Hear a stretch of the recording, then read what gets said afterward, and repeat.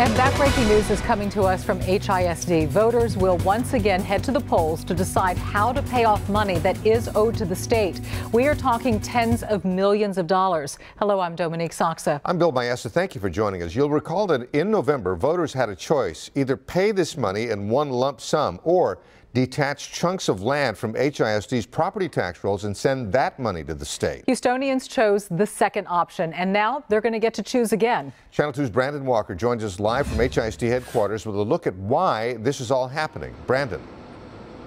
Yeah, Bill and Dominique, think of tonight's vote by the HISD Board of Trustees as a do-over of sorts. The change here is a reduction in the amount of money that HISD would have to pay back to the state through a program that is called recapture, at least through the first year. Let's take a look now at that meeting wrapping up some minutes ago here at HISD headquarters. The HISD Board of Trustees voting in favor of having voters decide again whether HISD should continue to take part in what is called recapture. You've probably also heard of recapture referred to as a Robin Hood tax. In some property tax rich school districts like HISD are required by law to give money to the state, and that money in turn is given to school districts deemed property tax poor. We mentioned that voters decided on this issue in November. Supporters then, including Mayor Sylvester Turner, have said that voting no to Proposition 1, getting rid of that idea of recapture, would force the state's hand, requiring the legislature to rethink how schools are funded here in the state of Texas.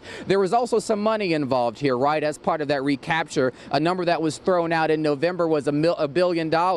At tonight's meeting, there was a lot of contention over this decision and what should be done going forward. Let's take a listen to some of the comments during the public comment section. If you send it back, children will not be educated. They will continue to die on the streets if you send it back. So are we going to play politics, or are we going to play kids? So I'm asking you to do the right thing, to keep the money in Houston and give it to our kids. We're still no. We're going forward with a campaign of no if that's what we're forced to do.